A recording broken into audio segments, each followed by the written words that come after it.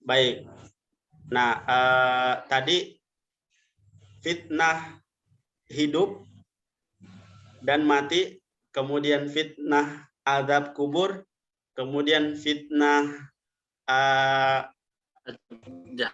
jahanam, kemudian yang terakhir wa min fitnatil masihid dajjal. Ya, kita juga meminta kepada Allah fitnah dajjal, karena fitnah dajjal ini tidak ada yang bisa selamat kalau misalkan dia sudah menjadi pengikut dajjal. Ini pembahasannya juga panjang. Siapa saja yang nanti ikut dajjal, siapa saja nanti yang paling banyak menjadi pengikut dajjal. Ya, ini pembahasannya panjang, Kak. Jadi kita meminta kepada Allah untuk berlindung. Ya, kita berlindung kepada Allah supaya kita tidak kena fitnah-fitnah ini. Dari fitnah azab jahanam, kita berlindung kepada Allah dari azab jahanam, kemudian kubur, kemudian fitnah kehidupan dan kematian di dunia dan di akhirat.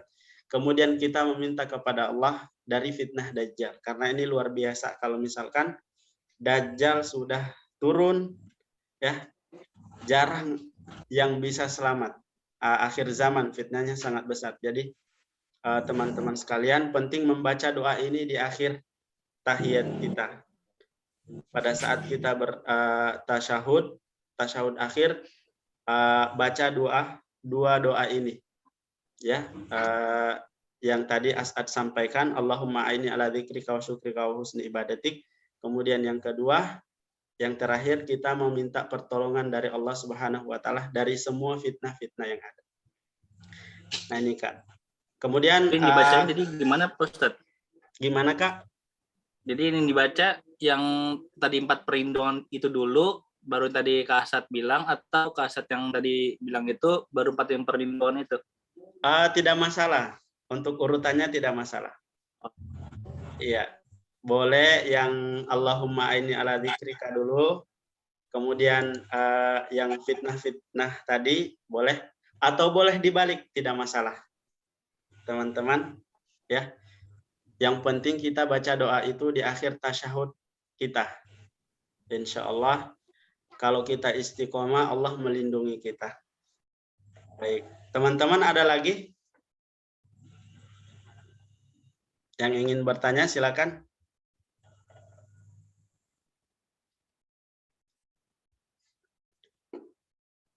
Baik, kalau tidak ada, kita mau lanjut ke doa kunut.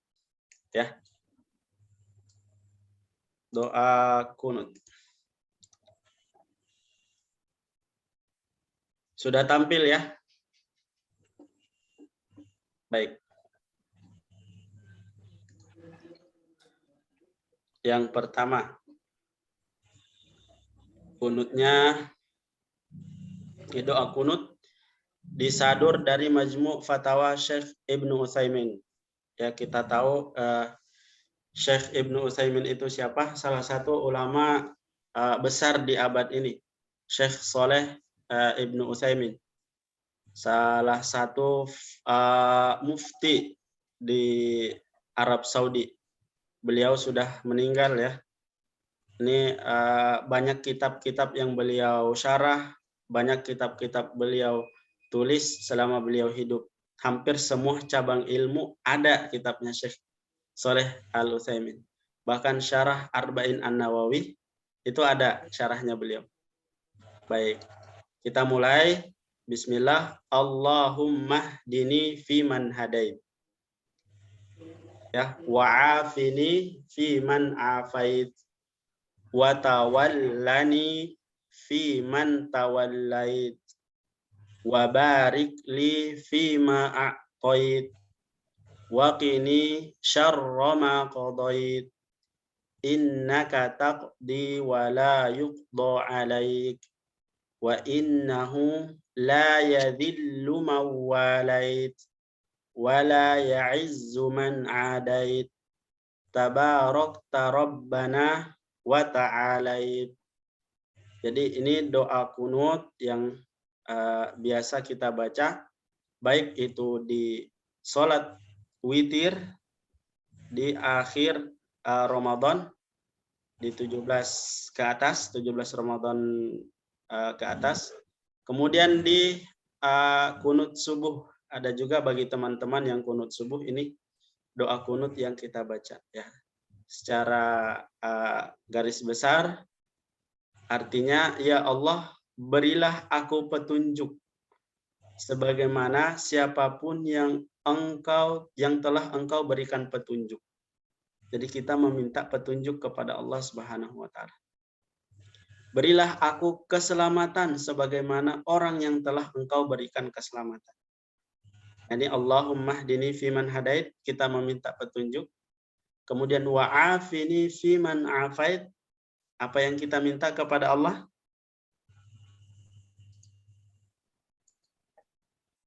Apa yang kita minta? Wa'afini fiman afait. Keselamatan. Iya, terima kasih Kak. Masya Allah. Keselamatan. Kita meminta keselamatan kepada Allah Subhanahu wa taala. Wa tawallani fiman tawallait. Ya. Jadilah wali bagiku sebagaimana engkau telah menjadi wali bagi hamba-hambamu yang telah engkau kehendaki. Jadi di sini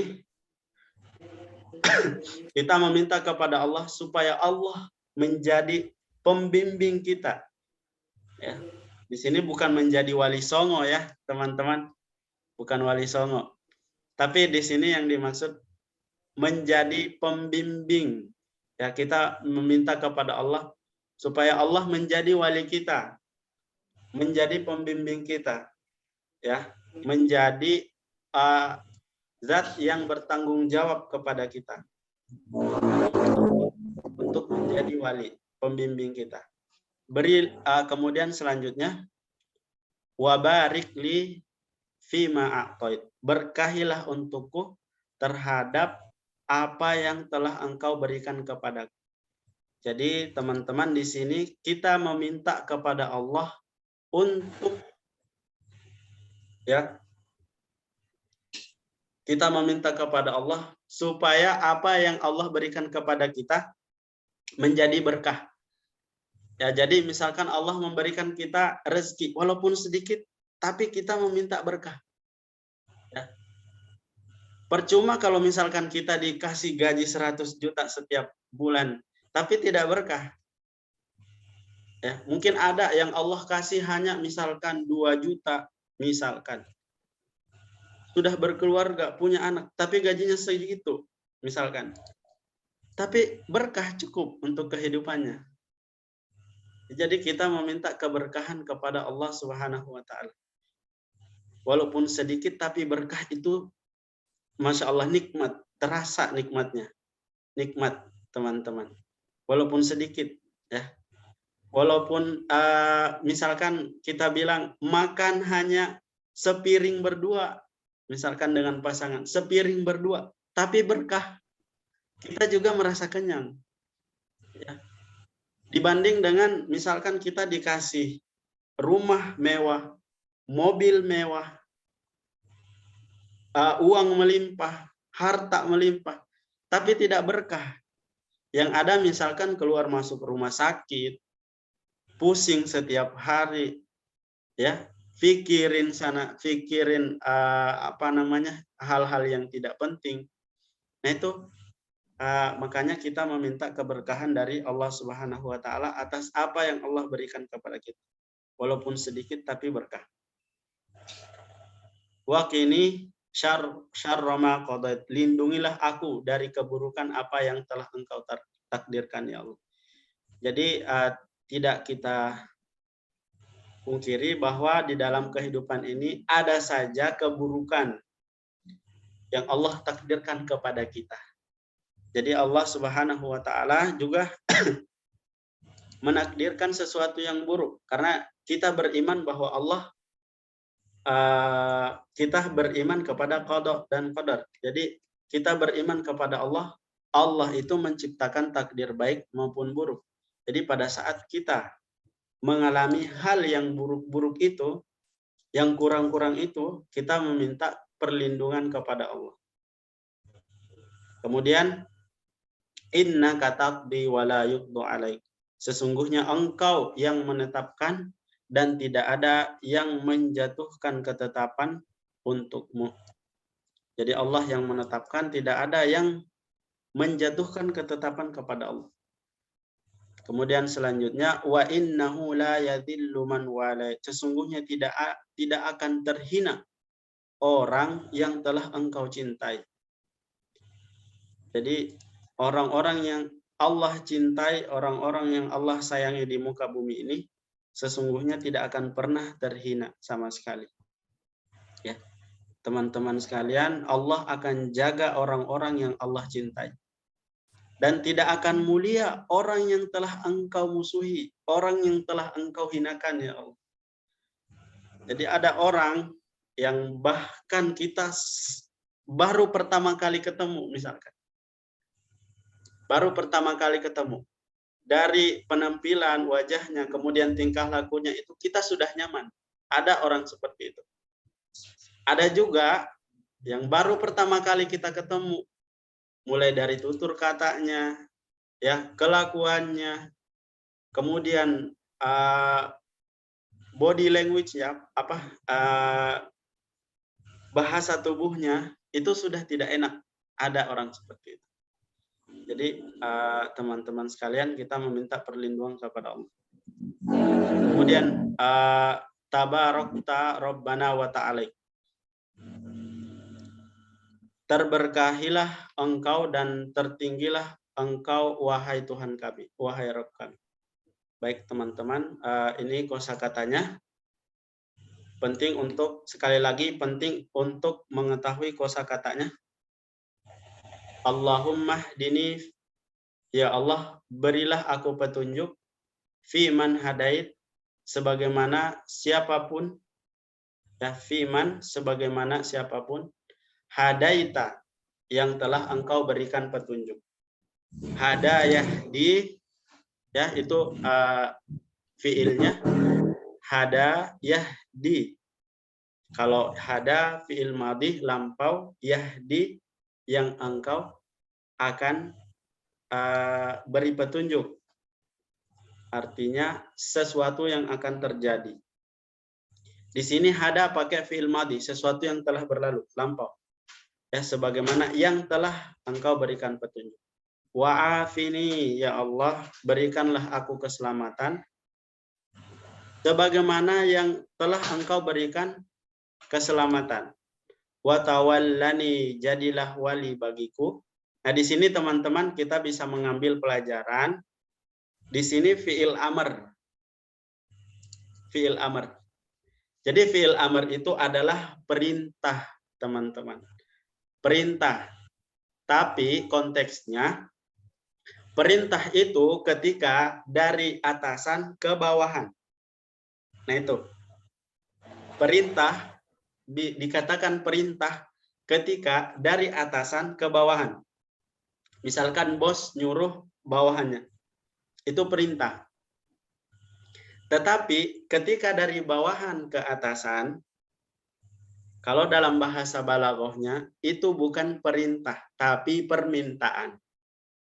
Nah, di sini teman-teman kita banyak melihat fiil amr. Jadi kalau teman-teman suatu ketika belajar bahasa Arab, misalkan ada fiil madhi, fiil mudhari, ada fiil amr. Ada kata kerja yang lampau, kata kerja yang akan atau sedang berlangsung, ada kata perintah. Nah, di sini perintah. Tapi ini kan dari hamba ke Allah. Dari bawah ke atas. Dari bawahan ke bos misalkan. Itu bukan perintah tapi permintaan. Jadi di sini permintaan atau doa. Nah, walaupun menggunakan fiil amr, kata perintah. Kita lanjut teman-teman. Wa tawallani fi man tawallait. Jadilah wali bagiku sebagaimana engkau menjadi wali bagi yang engkau telah kehendaki. Wa barikli, kita meminta keberkahan tadi seperti yang Astad sebutkan. Kemudian wakini, lindungilah aku. Kemudian syarrah. Syarrah ini artinya keburukan. Syarrun. Di dalam Al-Quran banyak disebutkan syarrun. Kemudian ma qadaita, qada yaqdi. Nah, artinya sebagaimana ya apa yang telah engkau takdirkan. Innaka, inna ini adalah huruf takkid yang artinya sesungguhnya, sungguh, tidak bohong, sungguh. Nah itu. Innaka taqdi wala yuqda alaik. Engkau yang menetapkan dan tidak ada yang menetapkan sesuatu untuk. La yadhillu, tidak akan terhina. Di sini juga menggunakan fiil namanya fiil mudhari'. La yadhillu, tidak akan terhina. Nah, bukan artinya la dhillu, tidak telah terhina. La ini tidak boleh masuk ke dalam fiil mudhari' seperti ini. La tidak masuk ke kata kerja yang akan terjadi. Ya. Kata kerja yang telah terjadi tidak masuk. Jadi la khusus masuk ke yang akan terjadi, tidak masuk ke kata kerja yang telah terjadi. Kalau kata kerja yang telah terjadi dia pakai ma. Nah, makanya di sini pakai ma, teman-teman. Nah, di sini pakai ma. Kita mengambil faedah dari pelajaran bahasa Arabnya. Kalau kata kerja yang lampau, nah makanya ada di sini telah lampau, telah. Dia pakai ma. Kalau yang akan terjadi, dia pakai la. Nah, teman-teman bisa dipahami, teman-teman? Ada yang ingin bertanya?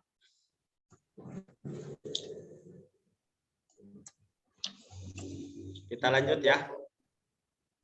Ya, tadi ada yang mau bertanya? Tidak ada. Baik, tadi As'ad jelaskan bahwa setiap kata kerja sesuatu yang lampau, yang telah terjadi, dia menggunakan ma. Nah, nanti teman-teman akan mendapatkan di Al-Quran banyak sekali yang menggunakan ma. Ini masuk ke dalam kata kerja yang lampau, yang telah. Makanya di sini telah. Kalau la, dia masuk ke kata kerja yang akan terjadi. Namanya fi'lul mudhari', akan terjadi. Nah, kalau nanti teman-teman baca Al-Quran, tapi tidak semua ma ini berarti masuk ke dalam fi'il. Masih banyak ma yang lain, tapi kita mengambil contoh yang di sini saja. Ya, jadi bukan berarti kita membaca Al-Quran, oh ternyata ma ini yang tadi dijelaskan, bukan semuanya gitu. Masih banyak. Baik teman-teman, kita lanjut. Ya, wala ya'izzu, dan tidak akan mulia yang telah engkau musuhi. Adaita, ada, yang adu.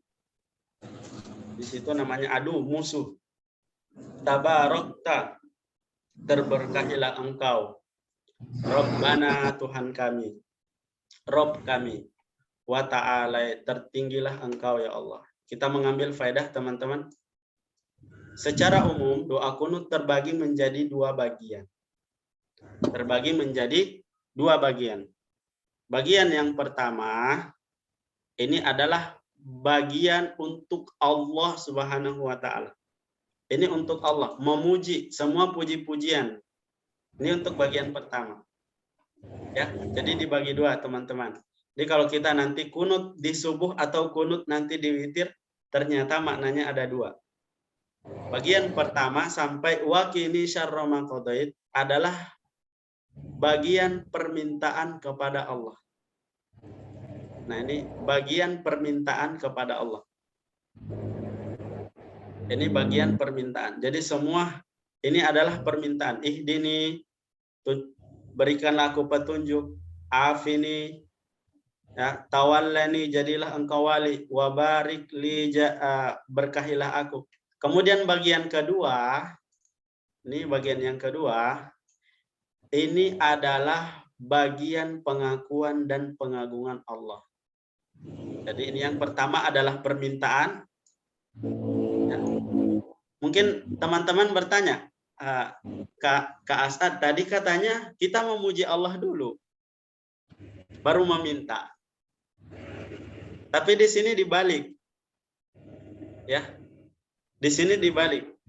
Kita meminta dulu, terus memuji Allah. Nah, ini uniknya doa kunut ya, teman-teman.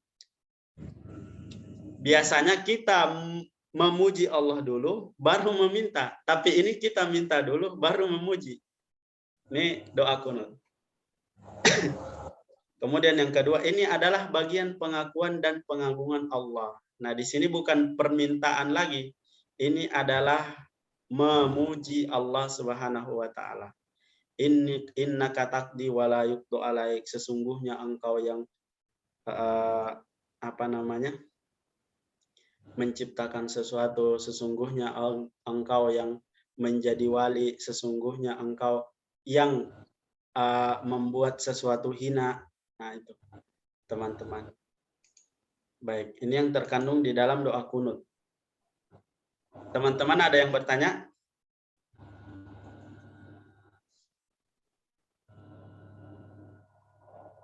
Tidak ada ya, kita lanjut. Ke bagian yang kedua. Ya. Allahumma hdini fi man hadait sampai a'taita wa qini syarra ma qadait. Di bagian ini apa yang kita minta kepada Allah, teman-teman? Di bagian ini kita meminta hidayah beramal soleh dan hidayah ilmu yang bermanfaat. Ya, kita meminta hidayah, diberikan hidayah untuk beramal soleh. Seperti yang tadi As'ad ajarkan, ya As'ad sampaikan, bukan ajarkan, As'ad sampaikan. Kita meminta yang doa Allahumma inni ala dzikrika wa syukrika wa husni ibadatik. Wa husni ibadatik artinya beramal soleh. Ya, kita meminta kepada Allah wa husni ibadatik, ibadah yang baik, amal soleh yang baik. Nah, sama di sini hidayah beramal soleh dan hidayah ilmu yang bermanfaat. Ya, banyak orang yang menuntut ilmu tapi tidak bermanfaat. Banyak, misalkan kita selesai dari sini bisa jadi ya Allah yang Allah takdirkan. Kalau misalkan kita tidak berusaha, apa yang kita pelajari malam ini, apa yang kita pelajari sudah tiga pekan ini, ya bisa jadi ada yang hilang, ada yang tidak kita gunakan, ada yang tidak bermanfaat. Makanya di sini teman-teman kita meminta kepada Allah ilmu yang bermanfaat. Apa yang kita pelajari bisa kita praktekkan. Karena kita akan ditanya oleh Allah Subhanahu wa taala. Kalian sudah belajar ini, tapi kenapa tidak diamalkan? Nah, kemudian yang kedua, keselamatan dari penyakit zahir maupun batin. Penyakit hati atau penyakit yang nampak, misalkan batuk, kemudian sakit, demam atau apa. Itu yang zahir, yang nampak. Kalau batin itu penyakit hati. Ya, iri, dengki, penyakit SMS, senang melihat orang susah, itu SMS. Ada juga susah melihat orang senang, ini penyakit SMS. Ini penyakit hati, teman-teman ya. Kemudian kita meminta kewalian dari Allah sebagai tanda cintanya. Kemudian yang keempat, keberkahan atas semua yang diberikan. Kemudian terakhir, perlindungan atas segala ketetapan yang buruk. Ya, ini pembagian tadi di dalam doa kunut apa saja yang kita minta kepada Allah, ada 5 poin, teman-teman. Baik, kita lanjut. Yang selanjutnya, ini yang terakhir ya. Innaka taqdi wa la yuqda alaik sampai tabarak rabbana wa ta'ala. Di bagian ini kita menegaskan siapa kita di hadapan Allah. Nah, Nah, ini makna doa kunut ternyata. Ya, ini makna doa kunut. Tadi yang pertama kita meminta 5 hal kepada Allah. Kemudian di bagian 2 ini kita menegaskan siapa kita di hadapan Allah. Ada 2 poin, ada 3 poin. Ridho dengan segala yang telah Allah tetapkan. Ya, dengan meniadakan mungkin ya, meniadakan sekutu Allah Subhanahu wa taala. Jadi kita mengatakan bahwa Allah Subhanahu wa taala tidak punya sekutu. Kita ridho segala yang telah Allah tetapkan. Kita senang. Ya, kemudian meminta segala sesuatu hanya kepada Allah. Termasuk derajat, ya, martabat, mungkin jabatan, ya, dalam rangka mencapai ridho Allah Subhanahu wa taala. Jadi kita meminta derajat yang tinggi, martabat yang tinggi di sisi Allah Subhanahu wa taala. Bukan dalam rangka menjadi musuh Allah. Jadi kita meminta martabat yang tinggi. Teman-teman bisa kita perhatikan. Boleh diperhatikan nih. Kalau kita mau tahu bagaimana posisi kita di hadapan Allah, ya, ada mungkin yang bertanya, bagaimana ya posisi saya di hadapan Allah? Apakah saya menjadi prioritas kalau saya berdoa? Setiap saya berdoa, apakah doa yang saya panjatkan menjadi prioritas? Karena kan banyak doa yang naik kepada Allah. Ya, jadi Allah pasti prioritaskan yang spesial-spesial. Jadi kita mau tahu, saya ini spesial tidak ya di sisi Allah? Doa yang saya panjatkan selalu yang pertama tidak ya? Ya, makanya para ulama, idza aradta an ta'rifa maqamaka indallah, ketika engkau ingin mengetahui bagaimana posisimu di hadapan Allah, apakah doamu diutamakan, apakah permintaanmu selalu diutamakan? Karena banyak doa yang naik. Apakah engkau selalu jadi prioritas? Nah, fangzur fima aqamak. Kalau kita mau tahu posisi kita di hadapan Allah, maka lihat ke dalam hati kita, bagaimana kita memposisikan Allah di dalam hati kita. Apakah Allah selalu jadi prioritas kita atau tidak? Misalkan kita lagi ngerjain sesuatu, tiba-tiba adzan. Apakah kita memprioritaskan Allah atau kerjaan? Misalkan kita ada urusan, misalkan ada urusan atau apa saja, adzan atau ada panggilan untuk melakukan ibadah, amal ibadah yang lain, ya, kita memprioritaskan yang mana? Kita memprioritaskan yang pekerjaan atau memprioritaskan Allah? Jadi kalau kita mau tahu posisi kita di hadapan Allah, maka lihat ke diri kita bagaimana kita memposisikan Allah di diri kita. Kita memprioritaskan anak istri atau memprioritaskan bos misalkan daripada Allah. Kita memprioritaskan siapa saja lebih daripada Allah, maka kita juga tidak akan menjadi prioritas di hadapan Allah.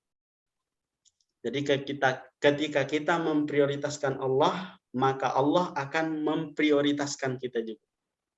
Ada urusan apa, kalau Allah memanggil, kita lebih memilih Allah. Maka pada saat kita berdoa atau meminta sesuatu, Allah akan memprioritaskan kita. Begitu teman-teman. Baik, yang terakhir menyebut salah satu dari sekian sifat Allah. Kemuliaan dan ketinggian Allah sebagai bentuk tawassul dengan asmaul husna dan sifat Allah. Baik, teman-teman, ini ada catatan, dianjurkan menutup doa kunut dengan bersalawat kepada Nabi Shallallahu Alaihi Wasallam. Ya, di buku tafsir sholat. Jadi biasanya di akhir Di akhir doa kunut itu wassallallahu ala sayyidina Muhammadin nabiyil ummiyi wa ala alihi wa sahbihi wasallam, terus sujud. Baik teman-teman, alhamdulillah untuk malam ini kita mengambil doa kunut karena sudah lewat waktunya. Jadi pekan depan insya Allah kita mengambil doa sujud di antara dua sujud dan doa tasyahud insya Allah. Baik, teman-teman sampai di sini ada yang bertanya?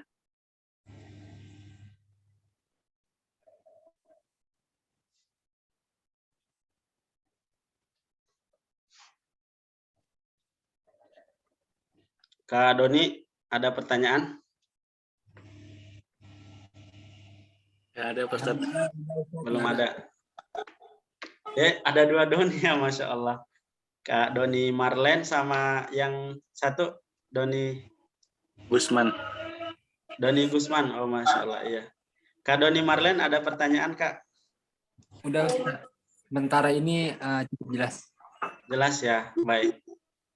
Ya, Kak Erwin ada pertanyaan? Belum, Ustaz. Alhamdulillah. Baik, kontak aja ya, Kak, kalau ada pertanyaan. Ustaz, halo. Japri, boleh Japri, insya Allah. Baik, teman-teman yang lain, Kak Arsyad, Kak Tommy, Kak Sony,